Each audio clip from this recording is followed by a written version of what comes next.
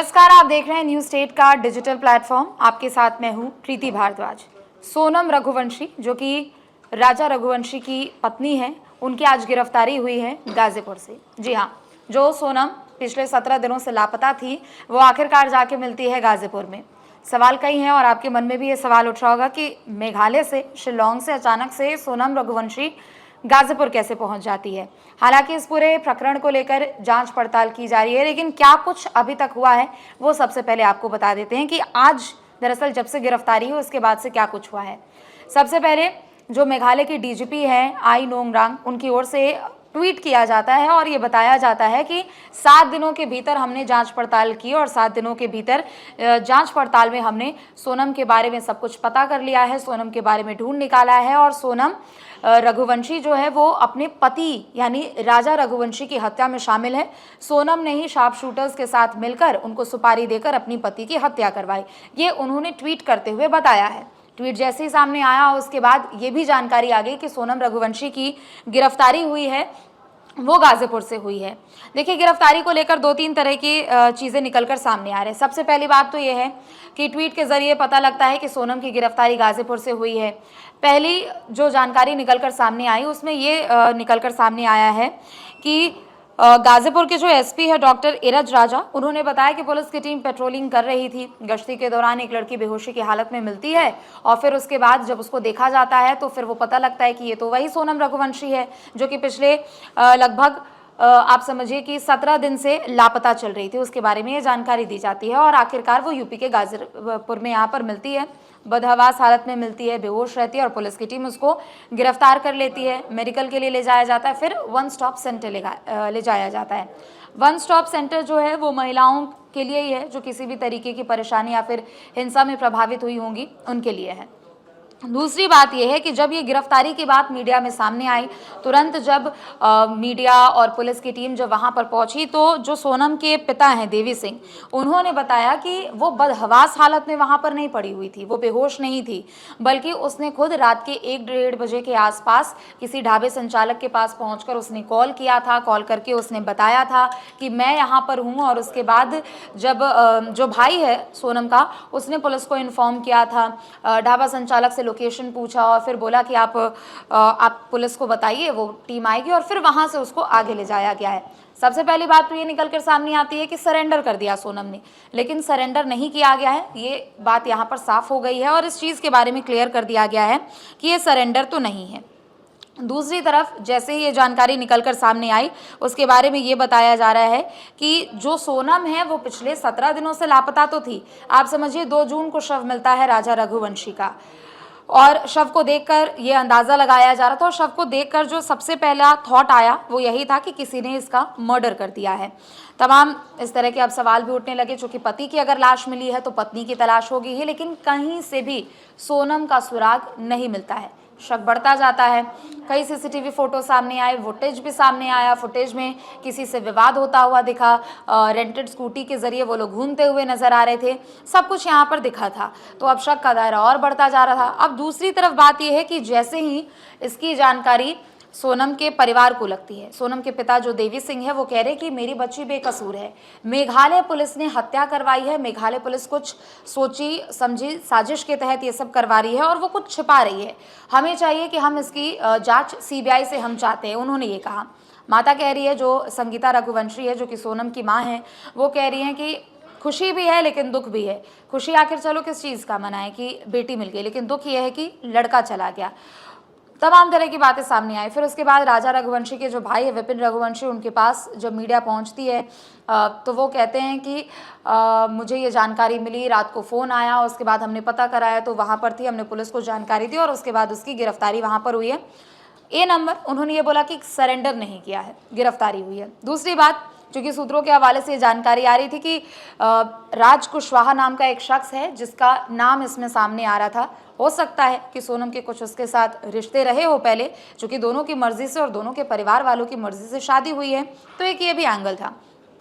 तब विपिन कह रहे थे, विपिन रघुवंशी, उनका कहना था कि वो किसी राज कुशवाहा को नहीं जानते हैं। पहला बयान उन्होंने ये दिया। कुछ समय बाद उनको पता लगा होगा, जांच पड़ताल को लेकर कुछ जानकारी मिली होगी, फिर उसके बाद उनका बयान सामने आया कि सनमाइका का बिजनेस सोनम का था और ये जो राज कुशवाहा है वो उसका एक तरीके से आप कह लीजिए एम्प्लॉय था, मतलब साथ में काम करते थे। तो तब उनको पता लगा कि हाँ, कोई राज कुशवाहा नाम का शख्स है और ये लोग टच में थे, कनेक्ट थे, एक दूसरे से कनेक्ट करते थे, बातचीत इनकी होती थी। लेकिन ये कहना अभी पूरे तरीके से सही नहीं होगा कि ये सारा जो किया धरा है वो सोनम का हो सकता है। लेकिन जो 3 हमलावर गिरफ्तार किए गए हैं, अब उनसे भी कड़ी पूछताछ होने वाली है। 2 तो जबकि वो गाजीपुर से ही गिरफ्तार किए गए हैं और एक की गिरफ्तारी जो हुई है वो ललितपुर से हुई है। ये जानकारी अभी जो लेटेस्ट सामने निकल कर आई है। एक हमलावर है जो कि अभी भी लगातार फरार चल रहा है। हमने देखा कि 23 मई से लगातार कपल का फ़ोन बंद आ रहा था, स्विच ऑफ आ रहा था। उसके बाद अचानक से 2 जून को लाश मिलती है, 2 जून के बाद 7 जून को सीसीटीवी फुटेज आता है और जांच पड़ताल इस पूरे मामले में आगे तेज़ कर दिया जाता है। लेकिन दूसरी तरफ जब राजा की मां से इस बारे में सवाल जवाब किया गया, उनसे जब पूछा गया कि क्या कुछ हुआ है 23 मई से, आप ये जानकारी दीजिए, उन्होंने सबसे पहली बात तो यही बोली कि 23 मई को मेरी आखिरी बात जब बात हुई थी सोनम और राजा से, तो उस दिन सोनम का फास्ट था और यही बात हो रही थी जैसे फैमिली के लोग बात करते हैं कि फास्ट है तो वहाँ खाने को ऐसा मिलेगा नहीं मिलेगा, कई प्रॉब्लम्स को लेकर वो लोग ऐसे बात कर रहे थे। तो उनका ये कहना था कि सोनम ने ही टिकट कराई थी शिलोंग की, क्योंकि जो परिवार को जो अभी तक जानकारी थी उसके हिसाब से उन लोगों का प्लान था असम घूमने का, कामाख्या मंदिर में दर्शन पूजन करने का। लेकिन कामाख्या मंदिर वो दर्शन पूजन करते हैं और फिर वो अचानक से पहुंच जाते हैं शिलोंग पहुंच जाते हैं, मेघालय पहुंच जाते हैं। फिर उसके बाद राजा रघुवंशी की जो माँ है उनकी तरफ से ये बताया गया कि टिकट तो सोनम ने कराया और सोनम ने शायद राजा को बोला कि ये चेन पहन के रखो।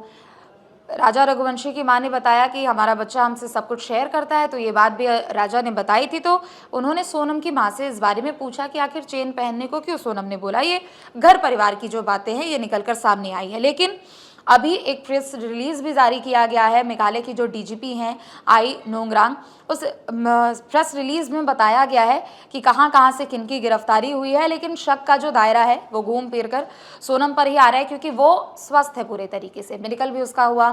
राजा की मां भी यही कह रही है कि उसके शरीर पर कोई खरोच नहीं है, हम मीडिया में देख रहे हैं, उसका मेडिकल हुआ, तमाम जानकारी मिल रही है। लेकिन कहाँ कैसे क्या मिसहैपनिंग हो गई इसे लेकर क्या जानकारी होनी चाहिए।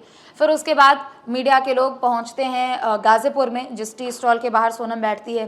टी स्टॉल के संचालक जो है वो कहता है कि सोनम यहाँ पर आई थी, देख के लग रहा था कि शायद उनके साथ कुछ गलत हुआ होगा। लेकिन उन्होंने पहले पूछा उनसे कि मैडम आप ठीक हो। फिर उसके बाद वो फ़ोन मांगती हैं, फ़ोन से अपने घर पे कॉल करती हैं, वीडियो कॉल पे बात करती हैं, वो रोने लग जाती हैं। फिर घर वाले लोग कहते हैं कि आसपास के पुलिस को इन्फॉर्म करो और पुलिस की टीम आती है तो वो पकड़ कर ले जाती है। और फिर जानकारी होती है सोशल मीडिया के जरिए ही कि ये शिलोंग का जो मामला है, इंदौर का एक कपल जो कि हनीमून मनाने के लिए गया था। मध्य प्रदेश की जो पुलिस की टीम है उनको भी इन्फॉर्म कर दिया गया है। एमपी की जो पुलिस की टीम है वो पहुंच रही है गाजीपुर और उसके बाद फिर सोनम को एमपी पुलिस के हवाले कर दिया जाएगा और जो आगे की कार्रवाई होगी वो एमपी पुलिस करेगी। ADG law and order UP के अमिताभ यश, उन्होंने भी ये जानकारी दी है कि यूपी पुलिस का इसमें कहीं से भी कोई इंटरफेरेंस नहीं है, चूंकि वो गाजीपुर में थी, वहां से गिरफ्तारी हुई है, तो बस ये थोड़ी सी भूमिका है पुलिस की। लेकिन सवाल यही है कि मेघालय से गाजीपुर आखिर सोनम कैसे पहुंची और क्यों पहुंची। सबसे बड़ी बात यह है क्योंकि मेघालय से गाजीपुर की जो लगभग दूरी है वो आप समझिए कि 1100 से 1200 किलोमीटर की दूरी है। अगर शायद सोनम को जानकारी देनी होती और सोनम के साथ भी अगर कुछ गलत हुआ है तो जाहिर सी बात है कि लोग सबसे पहले अपने घर जाते हैं। वो एमपी भी जा सकती थी, लेकिन गाजीपुर क्यों गई। गाजीपुर से जोड़ के ये भी देखा जा रहा है कि वो जो हमलावर उनके साथ थे, अगर सोनम की भूमिका है इस पूरे हत्याकांड में, तो शायद ये भी हो सकता है कि गाजीपुर के जरिए वो नेपाल बॉर्डर स्टेट के आसपास पहुंचती और शायद वो वहां से नेपाल फरार हो जाती और फिर किसी का सुराग नहीं मिलता। लेकिन ये चारों अभी गिरफ्त में हैं। एक आरोपी अभी भी है, एक हमलावर अभी भी है जो कि फरार है, उसकी तलाश की जा रही है।